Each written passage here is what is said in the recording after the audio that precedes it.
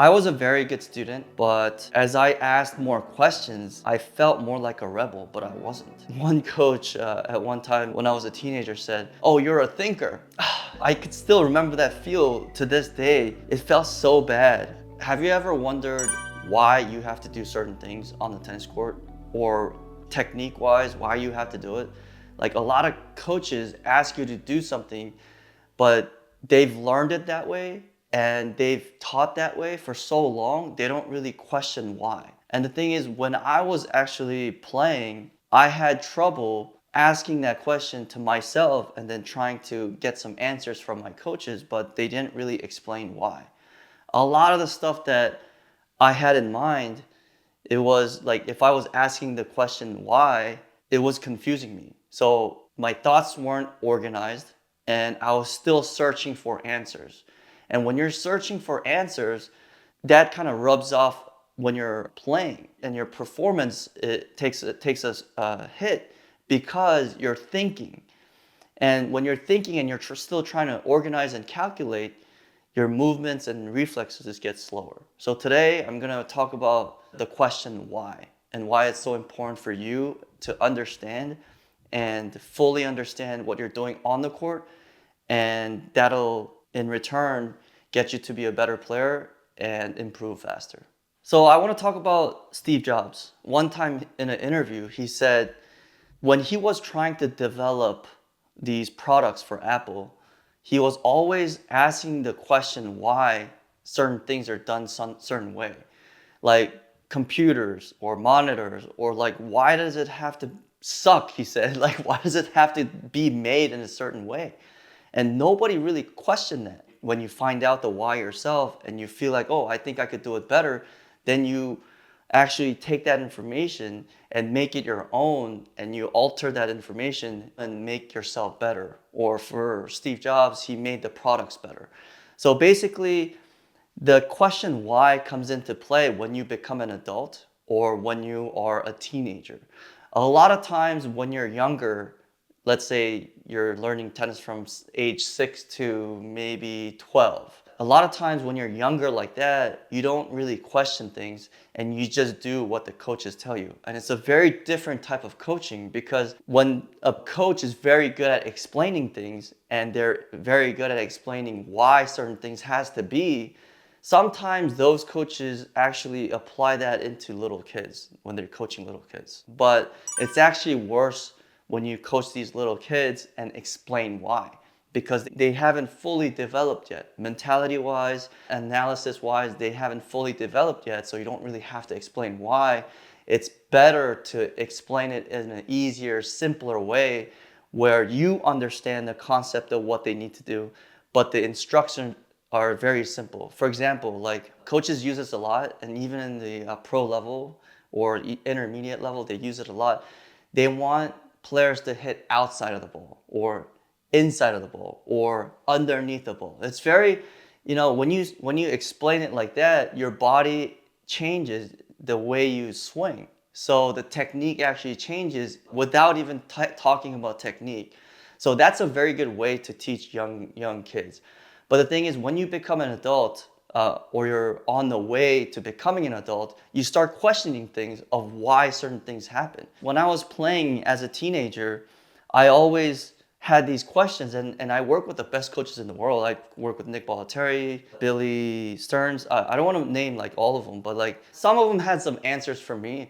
But a lot of coaches didn't have specific answers for my certain situation or what I was doing. So I was really searching for answers and trying to become a better player, but they really didn't provide me with the answers. And sometimes they shouldn't actually. You should try to figure it out on your own. But as I was doing that, there are certain things that when I was struggling, it might have been just one or two things that needs to be explained, and they just, they weren't really explaining it. They just wanted me to play more or just do it, just hit higher over the net. It was a very simple order, but it wasn't really working at that time. So what I tried to do is I tried to deep dive into why you have to do these techniques, and why you have to use certain grips, or certain swings on certain grips, and how you move differently according to what type of style you play and what kind of grip, swing, tall, short, overweight like me or skinny, So like I'm just trying to find ways to explain to my players of why you have to do certain things. I was a very good student when I was younger, but as I asked more questions, I felt more like a rebel, but I wasn't. I wasn't trying to question their coaching. I was just curious. I wasn't trying to become a rebel, like, no, you're not right. No, I just wanted to question things so I could understand things better. Because not everyone's like this, but a lot of people who are in engineering said like I have more like an engineering mindset where like I'm trying to figure things out and problem solve and systematically have some answers. But as an athlete, you don't really, that's not how athletes usually think. Athletes are very instinctive and they kind of let their body take over. Yeah, like I was thinking more like an engineer where like I kind of wanted to know what was happening. Like what was happening with my swing, how it was changed from last month to this month. I wanted to see progress or, if I was playing worse than last month, I wanted to know why and look for the changes. And it was tougher back then because there was no video system or like everybody has a phone now, they could video it, and it's much easier now. But it was much harder before because the cameras were huge. Like it was like the TV cams, like it was huge. And then like to be able to play it back, you had to go into a room or have a VCR and watch. Yeah, so I remember actually at Nick Bollettieri Academy when I was younger, they actually had like a TV and VCR out on the court, and that's actually a great idea. You don't need to do that now, but it was one of the things that they were doing at Nick Bollettieri. Something that I remembered watching like those little 6 millimeter camcorder videos when my parents took it. But yeah, so I was asking why certain things happen is not a bad thing, but the thing is you have to be careful of not over analyzing. But if you're not very good at analyzing and not very good at finding solutions to the problem, it confuses the hell out of you. So sometimes it's actually better not to think. But if you could find someone like me or a coach near you where they can explain things a little bit better, you don't have to listen to them. Like you don't have to listen to all of the things that they're saying, and you still have to filter it out. But the thing is, like you get a better idea of what they went through and how many people they taught and the experience that they have. Like you could kind of get a sense of how you could change your game or how you could kind of infuse what they're talking about and experience into your game. That's how you should be thinking about it. But yeah, like I always thought why was very important, and why you do things are very important on the tennis court. A lot of times you don't have enough time to think it through all the time. But the thing is, Lewis Hamilton. Lewis Hamilton was for people who don't know, he was an F1 driver. 1 second on the racetrack in the Formula One car for him would be very, very different for us driving the same car at the same speed. So the relativity of time is very different from one person to each other. Within that second, I could be thinking a lot more differently. And if you watch a movie and it's like when you're hitting a ball, it's like in slow motion. For pro players, they're actually looking at the ball, but it just feels like, we have so much more time. I'm looking at the opponent, where to hit the ball and where it's gonna land. Like I'm already like going through that. So my eyes are going everywhere instead of just on the contact. And it happens in a split second. So it's not like, oh, like, but the thing is like that time of relativity is very different from me to like a regular tennis player who started like 6 months ago. So basically you train yourself and you get better at it and you get faster at analyzing and thinking. Sometimes you don't even feel like you're thinking because things happen so naturally and so fast. But you do need to train yourself to think fast. And it's not just about let your instincts take over. Well, yeah, but the thing is like you actually had to learn it. And going back to what Daniel Kahneman said in that book, Thinking Slow and Fast, is like you actually have to train yourself to think fast. Even if you feel like it instinctively happened and like I didn't really learn it anywhere, but what he was trying to say was like, you had to have learned it somewhere. And you actually acquire that skill, and over time it just becomes so natural. It feels like you're not even thinking. So yes, asking the question why is not a bad thing. And one coach at one time when I was a teenager said, "Oh, you're a thinker," and that just I could still remember that feel to this day. Like it felt so bad, like because as an athlete, if you're a thinker, it means it's a bad thing. But the thing is, when I have my own players and they start to think and question and try to analyze, or to some people that feels like overanalyzing. But the thing is, I tell them, hey, that's a good thing. Hey, as long as you could organize your thoughts, and if you can find the answer quickly, and not spend too much time, and I could help you with that, it's okay. Organize your thoughts. This is how you should think about it. And another thing is there's a thing called time. So you don't have to think about 10 things, 20 things all at once. You have to think about things in order to time. Let's say, for example, when you're serving on your technique, what's the first thing that happens? You set up, okay, and then you take the racket and the hands. Let's say you have to take the right hand and the left hand together. You're not good at this, so you're doing that. But also you're trying to think about tossing the ball out in front. But you don't have to think two things all at once. You could think in order of what happens in sequence.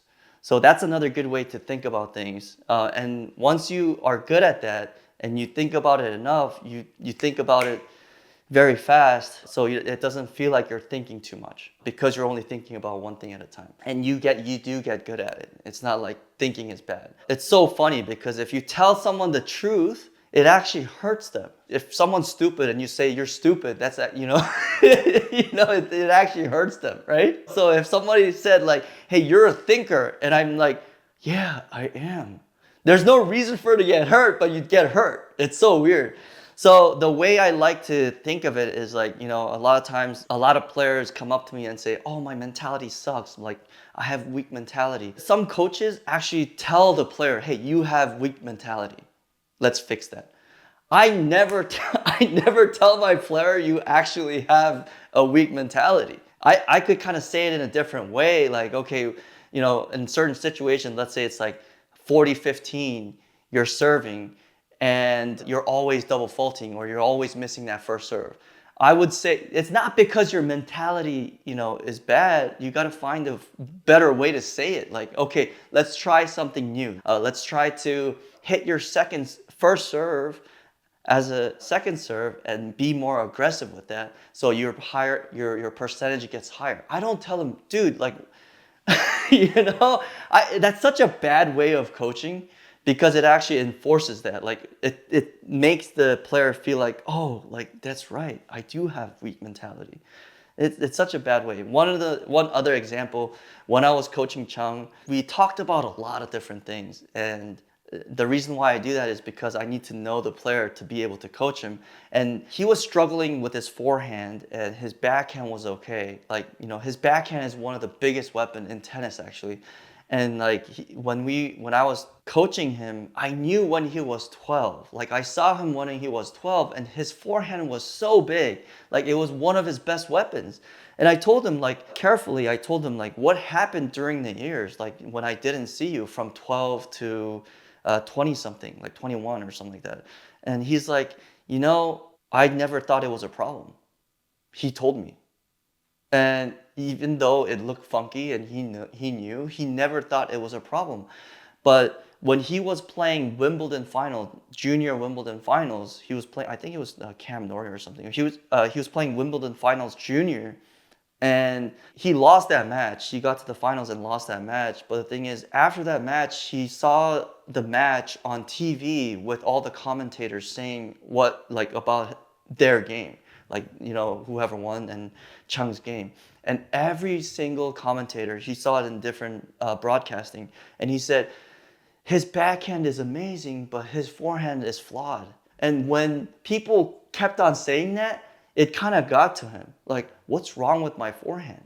Like, and the thing is, like, there was nothing wrong. Like, in his mind, before that, there's nothing wrong.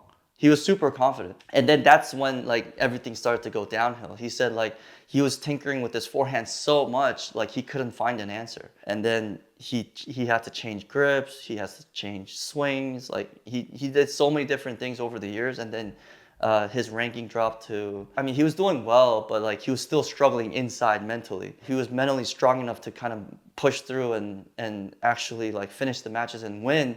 But the thing is, he came to a breaking point where like he didn't want to play anymore. Like, I don't want to play. And that's when I actually took him on. And I had a lot of different conversations with him and trying to organize his thoughts, and why his thoughts weren't bad, and some of the things he shouldn't be thinking about, some of the things that he should be thinking about. And after we had these kind of talks, we went onto the court and did some changes with the technique and why you had to do it. I had to explain why. These players don't do it just because you tell them. You have to tell them why you have to do it. One more thing, I saw Patrick's video on his Instagram. He was explaining to Naomi Osaka, and Naomi was practicing returns, and she was actually doing the jump step. Like, she was jumping, she was in the air, which you actually shouldn't be in the air, both feet in the air when you're actually hitting the ball. And Patrick saw that, and Patrick said, hey, can you stay lower on the ground and stay lower throughout the shot so it goes deeper, because your weight is behind the ball and you could hit it deeper. And then Naomi's like, this is my flair. I don't know if you guys saw that, but she was like, that's my flair. And Patrick's like, I have no problem if you have flair and you could still hit deep, but you're not right now, so can you try it? And she's like, oh. And she tried it, it worked, and she's like, okay, thank you. The point was, Patrick was explaining why you could hit deeper. Like, when you're staying down and you're not in the air, your energy's going up this way, and when you're staying down, you're going forward with your weight, so you could push the ball deeper. I mean, because I feel like there's such a fine line between these two when asking the question why, but like, how do you draw the line between like constructive reflection Mm-hmm. and destructive overthinking? So like, Oh, okay.